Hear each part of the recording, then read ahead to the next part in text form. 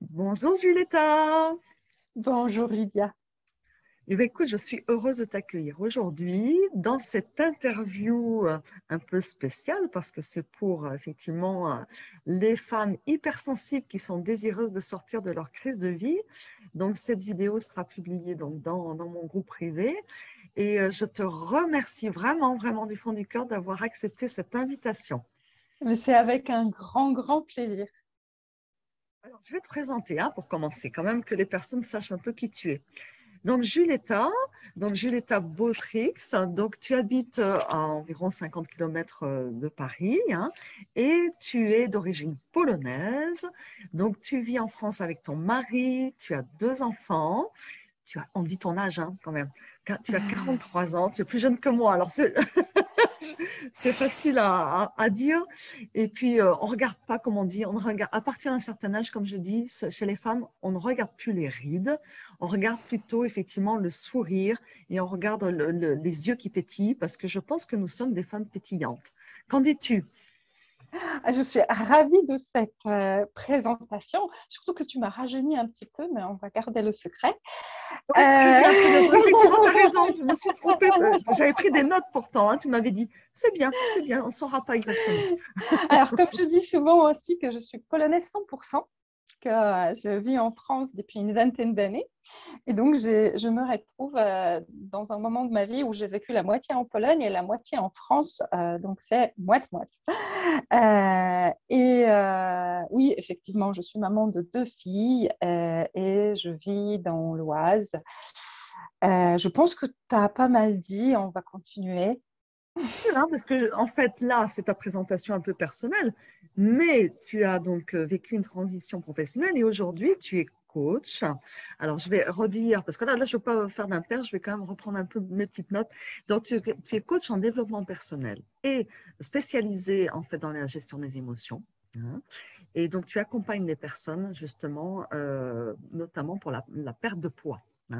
Donc, c'est vraiment ça ton cœur de métier aujourd'hui. Et nous nous sommes connus donc il y a une année à peu près, lors d'un accompagnement justement dans le développement de notre entreprise, dans ce qu'on appelle un workshop en fait, par Internet en fait. On s'est retrouvés sur un week-end de travail en fait. C'est Voilà. ça. On est des femmes qui découvrent au fur et à mesure son potentiel et le business nous demande aussi de sortir de nos zones de confort. Ouais, tu peux parler de ça, Euh, sortir de sa zone de confort. Alors, tu sais quoi, je pense que c'est une belle transition qu'on peut faire sur le fait que les femmes qui vont nous écouter, ce sont des femmes qui certainement vivent alors une crise de vie actuellement ou un schéma répétitif de crise, et dans lequel elles peuvent être engluées depuis un certain nombre d'années d'ailleurs. Et la thématique en fait sur laquelle voilà, notre interview porte, c'est la thématique de oser être soi. Et ça demande de sortir de sa zone de confort, mine de rien pour une hypersensible, d'arriver à vivre de manière authentique, sans avoir peur du regard des autres, sans se poser 36 000 questions et sans ruminer constamment sur comment je devrais faire, comment je devrais être. Ce perfectionnisme un peu à haut point aussi, qui travaille beaucoup les hypersensibles. Donc cette thématique-là, donc c'est effectivement sur la thématique de notre interview. Donc, on va démarrer. Démarrant. Allez, on y va.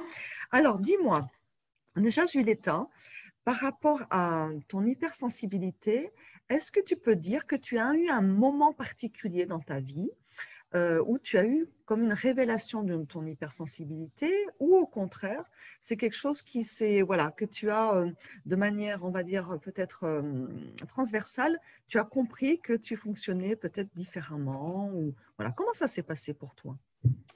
Alors, je vais te le dire, tu vas être surprise. Je me suis rendu compte il n'y a pas très longtemps euh, que j'ai des traits très marqués d'une hypersensible et que je n'ai jamais fait le lien.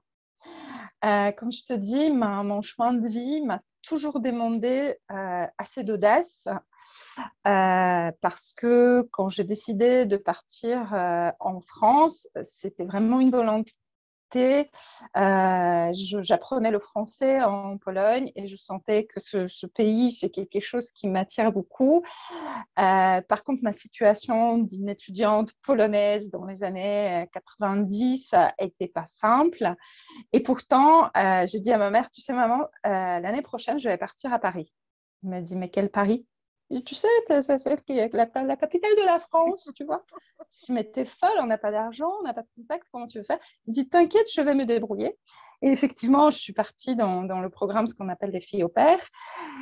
Et c'était un peu le point où j'ai compris que je peux y arriver, que ça me demande beaucoup d'énergie, que déjà pour sortir de ma zone de confort, mais quand on a 20 ans, on intellectualise moins. Est-ce qu'on a des ailes quand on a 20 ans? C'est ça que tu veux dire? On a des ailes, mais on réfléchit moins.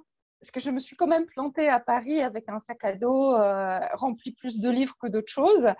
J'étais étudiante en littérature à l'époque. Et c'était, voilà, je parlais français comme une vache espagnole, n'est-ce pas? Oui, on peut dire que tu parles très, très bien français. Bravo, hein. Merci beaucoup. Et voilà, et j'ai vécu une année merveilleuse. Et quand je repartais en Pologne, je savais que mon histoire avec la France n'est pas terminée parce que je suis tombée amoureuse de ce pays. Donc, j'ai fini ma fac de lettres. Je suis devenue prof de lettres en Pologne, mais je suis quand même venue ici. Euh, et, euh, et voilà, ma vie a continué. Mais au fur et à mesure, je me suis laissée renfermer dans cette perfection quand tu dis il fallait devenir épouse parfaite, maman parfaite, il fallait voilà, avoir une maison à la hauteur des attentes, aujourd'hui j'ai envie de dire de je ne sais pas qui. Et je me suis laissée un peu envahir par cette enveloppe des canvas sociales. Euh, c'est au moment où je commençais à m'ennuyer dans ma vie professionnelle. J'aime pas ça, donc c'était un peu le déclic qu'il faut aller s'écouter. Je suis partie dans cette quête de euh, de me mettre en paix avec mon corps. Donc, je suis devenue expert en quelque sorte de mon corps. Et puis, à force d'étudier aussi de la perte de poids, à un moment donné, je me suis dit, mais il faut que je le partage avec les autres parce que c'est trop précieux.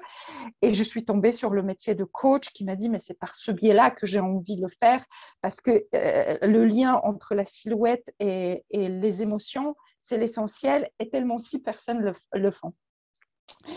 Mais ça m'a demandé de devenir entrepreneuse. Et tu sais combien c'est compliqué.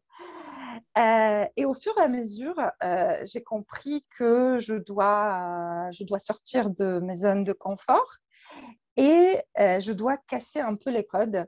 Et c'était très... Qu'est-ce qui a été compliqué justement? Est-ce que du coup, pour un petit peu aussi comment dire, que nos auditeurs te comprennent aussi, est-ce que tu penses qu'en fait, le fait d'avoir cherché à justement, parce que tu t'ennuyais, à comprendre comment tu fonctionnais, parce que c'est ce que tu dis aussi, hein, le corps, etc. Et puis après, la volonté, bien sûr, de le partager, parce qu'il y a quand même une mine de ta découverte sur toi.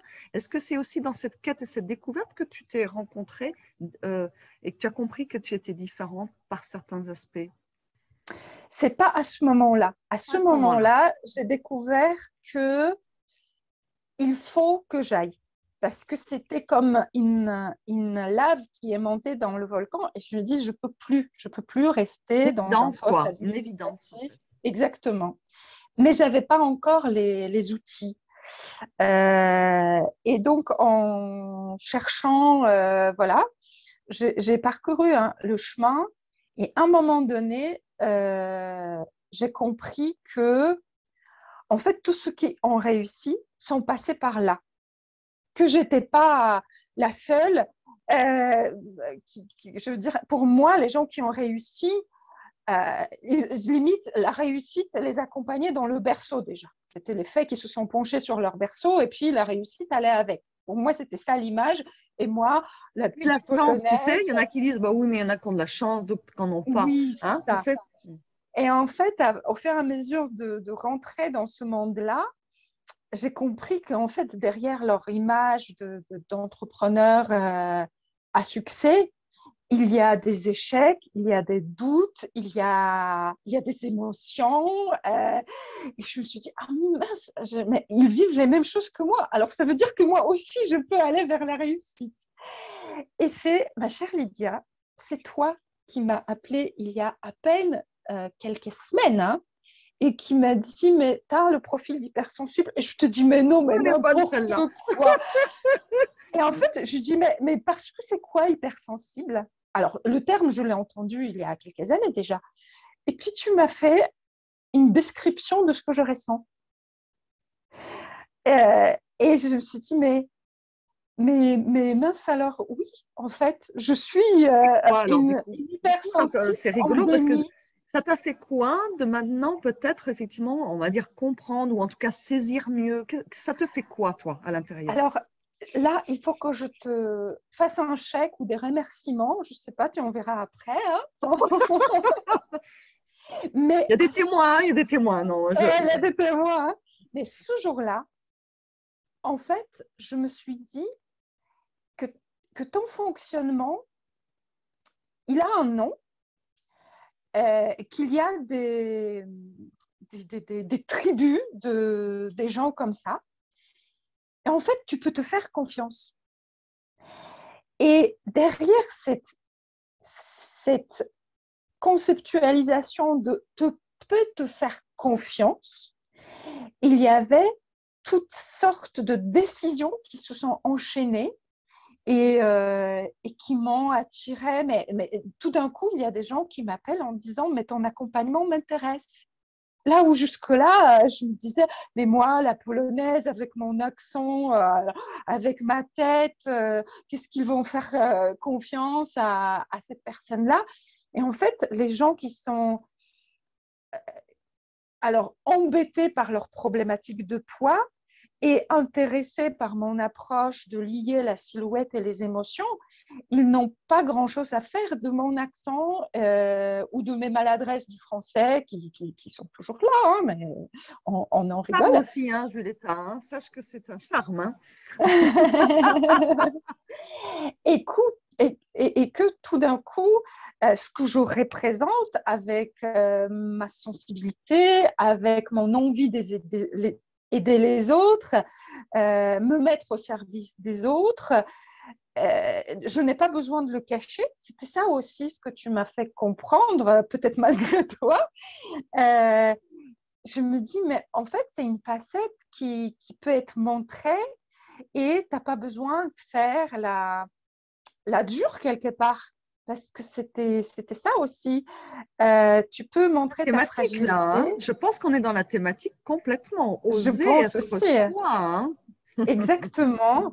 Alors, ça me dit, ben oui, tes lives sur Facebook, tu peux les faire. Et puis, oui, tu vas te tromper, tu vas faire des phrases qui sont à peine français, mais tu peux même te reprendre et tu n'as pas besoin de les couper, de les monter. Et en fait, c'est quelque chose qui m'a beaucoup apaisée. Oh, génial. J'adore. Donc, merci beaucoup pour C'est ça. c'est du direct, Mais tu vois, et ça m'émeut beaucoup. Et j'espère que du coup, les personnes là qui nous écoutent, enfin, qui vont nous écouter et nous regarder, vont sentir ce truc-là. Qu'à partir du moment où effectivement on saisit, c'est pas forcément une compréhension intellectuelle toujours d'ailleurs, hein, qu'on saisit que c'est OK et qu'en fin de compte, ce qui a priori pourrait être un fardeau, parce que peut-être toi, tu l'as pas vécu comme ça, parce que tu l'avais pas conscientisé, mais il y a des personnes qui conscientisent, hein, et qui vraiment, pour elles, elles se sentent différentes et pour elles, c'est un handicap. Voilà comment elles le vivent, hein, carrément. Hein. Et du coup, elles sont dans un truc à effectivement ressasser cette histoire sans jamais s'en sortir. On est quand même, en pourcentage de la population, on est entre 25 à 30%. C'est quand même énorme, si tu veux. Et il y a des ouais, gens qui, effectivement, n'arrivent pas à être heureux avec cette personne. On s'adresse en particulier justement à ces personnes-là qui ont envie de se dire, mais est-ce possible d'oser être soi et d'être heureux heureuse. Donc, tu vois ce que tu viens de témoigner, tu me diras si c'est juste hein, dans la compréhension de ce que j'ai compris, c'est que finalement, ça apaise et ça permet d'avoir encore plus confiance, de se faire confiance de qui on est et pas de se comparer avec les autres. C'est moi et c'est moi seule. Je suis comme ça. Alors, moi, Lydia, moi, j'aimerais vraiment souligner quelque chose que je trouve très important. Euh, et j'espère que tu te rends compte, mais j'aimerais le dire avec mes mots et ma compréhension à moi, c'est que ce que tu fais pour des hypersensibles, euh, c'est comme un médecin qui met le mot sur une maladie. Déjà, parfois, quand tu te sens pas bien, tu te sens pas en forme, tous les symptômes, tu ressens les symptômes d'une maladie, euh, ce mal-être est grandissant. Et le jour où quelqu'un pose un diagnostic là-dessus, ça fait déjà, OK, c'est ça. Un peu là. Donc, il y a un chemin, il y a un traitement. Donc, ça, c'est quand on est chez le médecin. Mais avec ton accompagnement, c'est exactement la même chose parce que d'une part, tu mets des mots, tu mets une caractéristique et tu nous mets dans un groupe de personnes. Donc, déjà, on se sent moins seul. Et après, en plus, tu nous proposes un accompagnement, un mode d'emploi, une thérapie. Qu'est-ce qu'on peut faire pour le... euh, et c'est encore plus important qu'une thérapie parce que tu ne dis pas comment s'en sortir. C'est non, tu nous fais comprendre que ça peut être un avantage, ça peut être une pulsion pour révéler notre potentiel.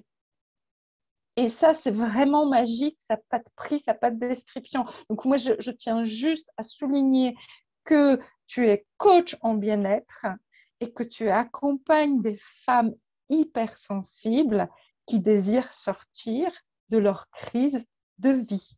Alors, si jamais les filles, vous vous sentez en crise, contactez Lydia, c'est magique. Tu me fais de la pub là, c'est clair. Mais voilà, je me dis que peut-être le chèque sera moins en négocier Je après. pense que tu as tout à fait, avec tes mots à toi, hein, tu vois, je suis émue parce que c'est vrai que je me dis, mais c'est ça, c'est-à-dire qu'en fait, permettre à des personnes, et notamment en l'occurrence, moi, je suis plus, je me sens missionnée plus en fait de travailler avec des femmes, pour le moment en tout cas, pour qu'elles deviennent leur propre guide en fait. Moi, je suis passée par là. On va dire qu'effectivement, j'ai eu mon chemin, j'ai des clés. Je n'ai pas toutes les clés, mais j'ai un certain nombre qui peuvent aider, on va dire. Et donc, si d'amener la personne, moi, c'est mon objectif. Si tu veux, pendant 27 ans, j'étais dans l'enseignement, j'ai accompagné des équipes. Quand j'étais chef d'établissement aussi, j'ai accompagné des enfants. J'ai toujours eu cette envie, ce désir, je pense, d'accompagner les personnes vers leur autonomie, vers leur grandissement, tu vois. Dans mon métier actuel, je pense que c'est vraiment toujours ça qui m'attire et qui me fait me lever le matin avec du punch, voilà. Et du coup, je me dis, c'est vraiment chouette si on peut être, un peu comme toi aussi, Julietta, des guides un peu en amont, tu sais, comme quand on est en cordée dans une montagne et qu'on grimpe ensemble. Voilà, qu'on est un peu premier de cordée, mais ça ne veut pas dire qu'on est le meilleur, hein, c'est pas ça du tout. C'est qu'effectivement, on a déjà tracé un peu un chemin. Hmm. Voilà. Et si les Et personnes après, elles puis, peuvent. surtout que quand on est hypersensible, souvent au début, avant d'avoir validé que c'est OK d'être hypersensible, on a besoin de ce regard bienveillant et de cette validation de quelqu'un d'autre. On vit dans une société où on n'a pas beaucoup de témoignages de cette validation-là, malheureusement. Et je trouve qu'un coach peut être vraiment important, mais révélateur, mais indispensable. J'ai envie aussi de dire aux femmes, arrêtez de croire que vous devez tout réussir toute seule. On fait l'appel à tellement de choses, on se fait aider dans tellement de domaines et souvent on a l'impression qu'on doit arriver tout seul. Moi, dans la perte de poids, je le vois souvent. Les femmes, quelque part, elles le prennent comme un défi d'arriver toute seule. Sauf que voilà, les infos extérieures et tout ça, c'est tellement contradictoire, et les attentes et le regard des autres, et encore une fois, la société. Alors, lâchons tout ça. De ce que tu viens de dire, parce que voilà, encore une fois, en tant qu'hypersensible, et tu vois, c'est un des traits de caractère important. Tu en as parlé tout à l'heure dans ton expérience, le fait que du coup, on veut y arriver tout seul. C'est une forme de perfectionnisme qui est fatigant. C'est fatigant pour soi-même. Bon, moi, j'ai eu l'aventure, ou la mésaventures, mais en tout cas, je le vis plutôt bien maintenant, de passer par le burn-out. Et c'est notamment cette histoire de vouloir absolument, coûte que coûte, tant pis, on dépasse les limites, ces limites, on ne s'écoute pas, parce que de toute façon, quelque part, on se dit qu'on ne peut compter que sur soi-même. Ce qui est une erreur quand même. Je le dis maintenant avec le recul, et tu viens de le dire justement, qu'en fin de compte, la perfection, elle n'est pas, pour moi, elle n'est pas là. C'est pas là qu'elle doit être. Elle est mal placée en quelque sorte. Ça ne veut pas dire que dans sa vie, on ne doit pas avoir des endroits, des moments où on ne fait pas quelque chose avec la perfectibilité, et c'est très bien en soi. Pour moi, la perfectibilité la meilleure, c'est l'amour. Donc, ça veut dire que, est-ce qu'on peut déjà apprendre à s'aimer? Vraiment, en fait, c'est le truc. Hein. Donc, moi, c'est un peu la question que je te pose aussi, parce que mine de rien, tu sais, dans la littérature aujourd'hui, il y a notamment Saverio Tomasella, il y en a plusieurs aujourd'hui qui parlent de l'hypersensibilité de manière franche, et on peut dire que là, oui, voilà, il n'y a plus de tabou, je bien dis, a priori, il n'y a plus de tabou. Mais c'est vrai qu'on a, l'hypersensible n'aime pas non plus être étiqueté, et ô combien, puisque nous aimons quelque part notre différence, même si elle nous blesse, mais parce qu'on est des êtres originaux, je pense, on a besoin d'être justement valorisés, reconnus pour notre unicité. Et cet amour de soi unique, je pense qu'on doit se le donner d'abord à nous-mêmes, avant de le chercher ailleurs. Et c'est peut-être ça la grosse difficulté, que de vouloir faire à tout craint par la force de son poignet. C'est compliqué, comme tu dis, parce qu'il y a beaucoup d'informations. Merci d'ailleurs les auteurs qui écrivent, et notamment sur l'hypersensibilité. Mais en fait, c'est compliqué de faire son chemin aussi dans tout ça. Il y a beaucoup de choses, je trouve. Qu'en penses-tu? Je trouve que c'est très juste, et moi j'ai envie aussi de dire que tout seul, on peut juste suivre le chemin qu'on aperçoit. Et c'est très compliqué de voir ces angles morts. Quand on est dans une voiture, voilà, on ne peut pas voir ce qui est caché.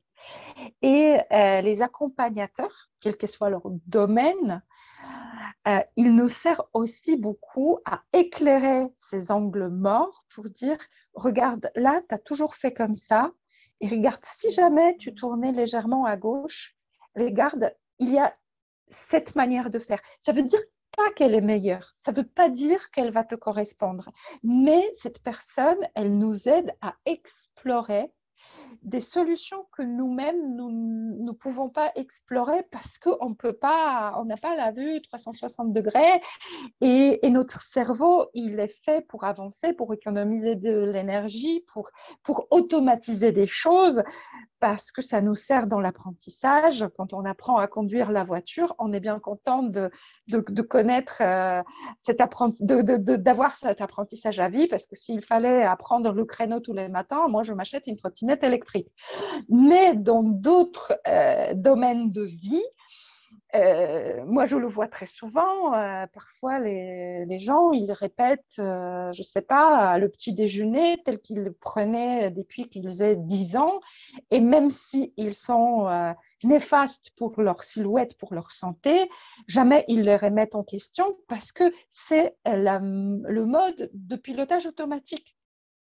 Et dans nos émotions, là, chez les hypersensibles, tu me diras certainement la même chose. On a certaines presque processus, cette stimuli me déclenche cette pensée, cette émotion, je fais cette action et j'ai ce résultat. Mais je ne décortique pas ce processus. Et c'est la personne qui nous accompagne qui vous dit, attends, tu penses quoi? Mais si tu pensais autre chose, est-ce que ton émotion se modifierait un petit peu? ou quand tu ressens et cette modification d'émotion, est-ce que tu amènes sur une autre action? Et quel résultat tu obtiens? Parce que c'est une folie humaine. Génial, hein? Tu leur offres une séance de coaching, là. C'est trop génial. Mais c'est alors la personne à qui il suffit juste ça pour aller mieux, elle n'a pas besoin de nous, Lydia. Elle peut arriver toute seule. Oui, parce qu'en fait, le Mais but, c'est ça, c'est quand même d'arriver aussi à ce qu'on appelle un auto-coaching. Mais c'est vrai que ça peut franchement aider. On se fait notre pub mutuellement. Mais bon, peu importe. L'important, c'est qu'effectivement, les personnes comprennent qu'il y a d'autres angles de vue, ce que tu viens de dire, et qu'en fait, d'avoir aussi quelqu'un qui a traversé le chemin, c'est aussi comme un miroir de ce qui est possible et de peut-être ce qui dysfonctionne dans nos automatismes. Et c'est intéressant d'aller les revisiter, comme tu dis. Hein, mm, et du coup, là, tu viens de revisiter même toi quelque chose qui m'émeut, le fait que tu dises, bah oui, j'ai une grille de lecture que je n'avais pas forcément avant sur cette hypersensibilité. Et du coup, j'embraye en te demandant, mais alors, toi, maintenant que tu sais ça, entre guillemets, quel serait ce cadeau caché d'être une hypersensible? Parce que moi, je sais qu'il y en a plein des cadeaux. Mais pour toi, Julieta, pour moi, c'est de valider euh, le fait que je me préoccupe des autres. Parce que on peut avoir, et c'est certainement que j'ai eu à un moment donné, euh, avoir l'impression de se faire exploiter, pigeonner, alors mettant les mots plus ou moins jolis là-dessus. Et souvent, je disais, non, mais ça tu ne peux pas continuer parce qu'à chaque fois, tu te fais avoir. Et aujourd'hui, je me dis, ça ne s'appelle pas comme ça. C'est OK. Ce qui m'anime dans mon existence, c'est d'être avec les autres et de grandir ensemble. Et c'est juste comment je construis ma vie autour de ce socle, plutôt que de fuir ce socle et me retrouver dans les positions qui ne me correspondent pas. Et ça, je trouve que c'est un cadeau magnifique. peut-être depuis ton enfance ou peut-être plus récemment, est-ce que tu as des personnes ou une personne en particulier comme un mentor qui t'inspire et qui pourrait peut-être être hypersensible ou pas, hein, on ne sait pas forcément. Euh, alors, les mentors, j'ai- j'en ai pas tant que ça, des mentors. Je préfère de parler des gens qui m'inspirent parce que quand je parle des mentors, souvent je les mets tellement haut qu'ils me sont inaccessibles. Je me dis, ah oui, lui, alors là, je n'arriverai jamais. Et quand je me dis que finalement, cette personne, elle a certainement des défauts, donc elle descend un peu de sa hauteur, elle perd de sa superbe, mais moi, ça m'approche de cette personne et je la considère comme inspirante parce que je me dis, je peux arriver, peut-être pas, je ne veux pas arriver à sa place, mais je veux suivre le même chemin. Mais quand on parle d'hypersensible, c'est tout de suite un personnage littéraire, parce que la littérature est restée toujours ma grande passion. Et c'est un personnage littéraire euh, que j'ai toujours eu dans ma mémoire. Et c'est une femme écrite dans un chef-d'œuvre polonais. Alors, j'ai vu qu'il était même adapté par le cinéma américain avec Jean Reno dans le casting. Alors, c'est Oh, pas... oui, d'accord. Je me suis dit, je vais parler de ça, personne ne comprendra. Mais bon, ça fait vraiment écho chez moi. Et donc, c'était une héroïne qui s'appelle Barbara et qui est une femme insatisfaite. Quasiment, elle a passé la moitié de sa vie à regretter un amour idéalisé et donc à saboter son mariage avec un bonhomme gentil, avec un bonhomme voilà, qui voulait que son bonheur. Euh, et c'est à peu près au bout de 20 ans de ce mariage qu'elle s'est rendue compte qu'elle courait après un mirage et que ce bonhomme ne méritait pas cette attention-là et qu'en fait, son vrai bonheur, c'était ce qu'elle a et le potentiel qui se trouvait aussi bien dans sa propre personnalité et dans son couple, dans sa famille. C'est juste que elle n'a pas voulu le voir. Et, et bon, la parallèle peut être lointaine, mais moi, j'ai vécu mes premières vingtaine d'années en France comme celle qui peut pas y arriver parce que, voilà, c'est pas chez toi. Déjà, contente-toi de ce que tu fais. Et puis tes rêves, c'est pas grave, tu as fait d'autres choix dans la vie. Et, et en fait, j'ai réalisé que c'était aussi une excuse que je me donnais et qu'au final, j'avais toutes les clés pour y arriver euh, et que ce mirage d'une vie réussite que j'ai peut-être laissé en Pologne, c'était pas vrai. J'ai rien laissé de merveilleux en Pologne. J'ai toute la merveille, j'ai amené avec moi parce que c'est mon potentiel. Oh, c'est trop génial, parce que du coup, tu vois, tu es en train d'incarner en fait quelque part ton héroïne là. C'est trop beau, c'est trop trop beau. Ça me fait penser, tu vois, à aussi cette thématique de croire en ses rêves. Bon, c'est quelque chose, moi, que j'aborderai très certainement un jour ou l'autre, parce que je trouve que si on perd ses rêves, pour moi, on n'est plus des vivants quelque part, tu vois. Et la femme hypersensible, enfin, l'hypersensible, euh, peut être très idéaliste, en fait, hein, peut Ouais, rester, en fait, hein, dans c'est quelque ça. chose qui n'est pas incarné. Et quand tu arrives, en fait, comme ton héroïne et ce que tu es en train de vivre toi aussi, à te dire, mais en fait, j'ai tout, en fait. Tout est là. Et je n'ai pas d'excuses, sinon c'est que des excuses que je me donne finalement pour pas vivre pleinement ma vie, celle que je rêve, mais que j'ai entre les doigts, quoi, en fait. Ouais.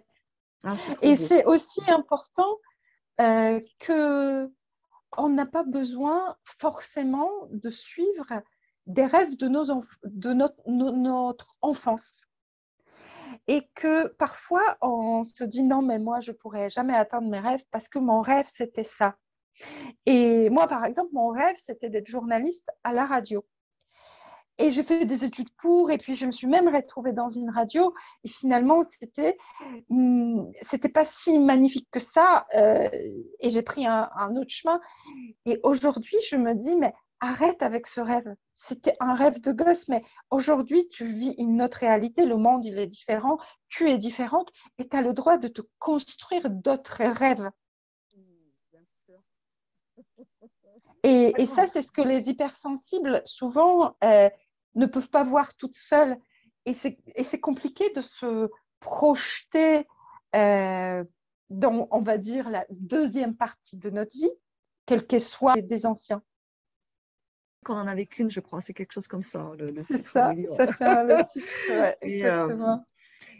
donc, dans cette réalisation, évidemment, de sa vie, ben, pour moi, je pense qu'une des choses que l'hypersensible, effectivement, a vraiment nécessité de réaliser, c'est d'oser être elle-même, hein. C'est le titre d'ailleurs en quelque sorte de ma société, de mon entreprise, qui s'appelle Audace à vie, qui veut dire en fait l'aude à sa propre vie, hein, pouvoir effectivement révéler sa propre vie, et aussi l'audace. Tu as beaucoup parlé Ouais. d'audace d'ailleurs, l'audace, mais à vie. C'est pas un jour un seul, c'est être audacieux et Ah ça fait ouais. partie, voilà, d'oser être que les coquines. Alors oui, je te demandais donc du coup, Julieta, aujourd'hui, concrètement dans ta vie, comment tu déclines en fait cette audace, oser être toi-même authentique, femme hypersensible, maintenant que tu as aussi ces clés en fait, entre guillemets, de lecture, que tu es cette personne-là. Comment ça se passe pour toi? Comment ça se décline, oser être toi-même? Euh, alors, c'est au quotidien.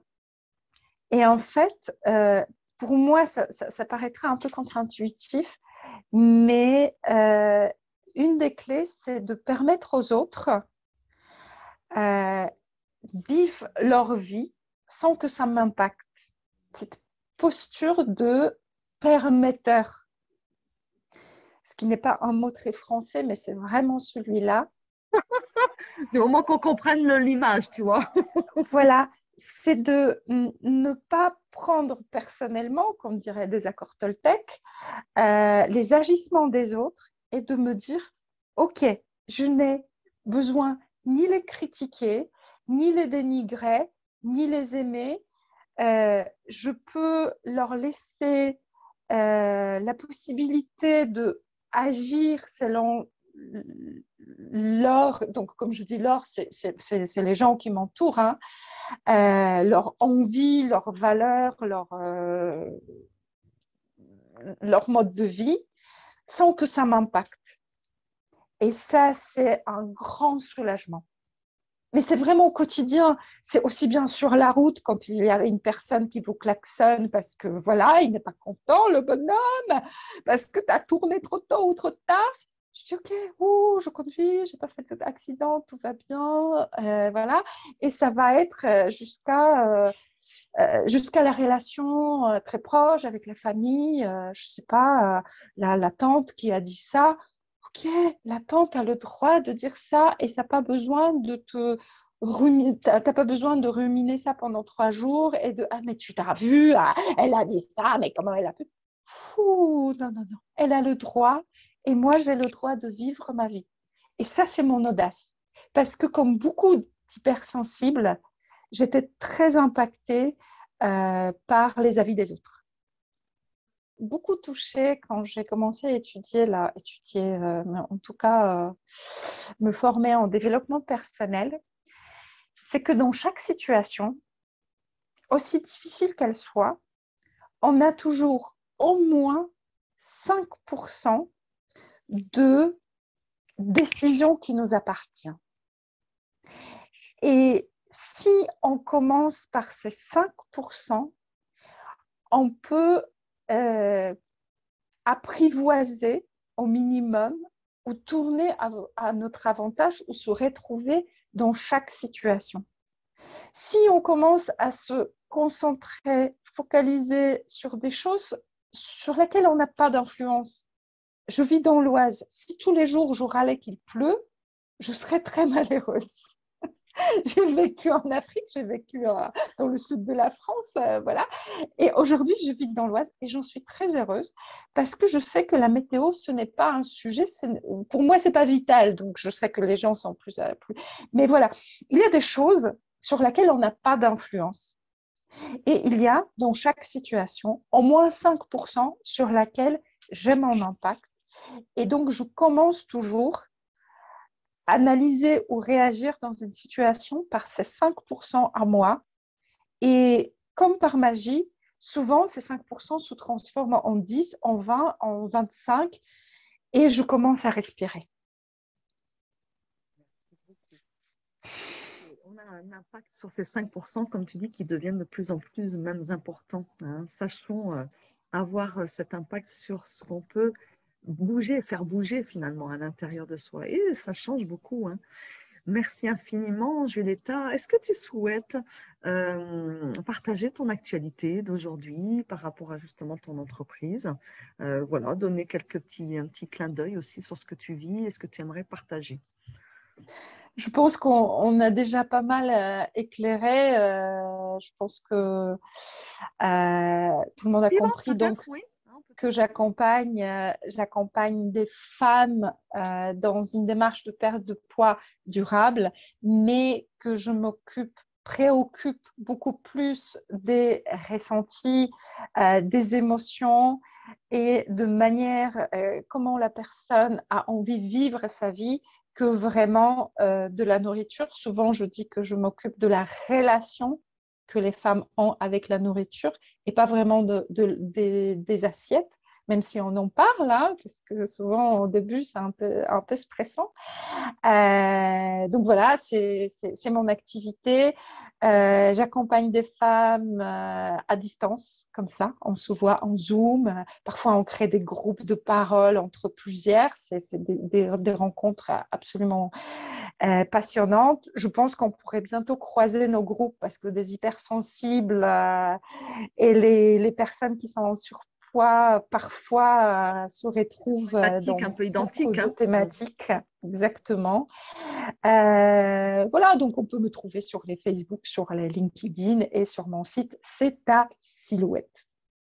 Donc, on mettra d'ailleurs en lien sous la vidéo, en fait, le lien vers ton site internet. Hein. Merci. Voilà. Hein, on fera ça. Super, super. Merci beaucoup, Julieta, pour Et ton merci. témoignage et puis tous tes trésors que tu nous as partagés sur comment tu vis donc ton hypersensibilité aujourd'hui et cet apaisement, en fait. Hein. J'ai beaucoup entendu ça chez toi, cet apaisement qui est possible, vraiment. Alors, c'est ce qu'on vous souhaite, en tout cas. À vous aussi. On vous souhaite. Ouais. Merci. Merci pour votre attention. Merci, Toi Lydia. aussi et merci À beaucoup. bientôt.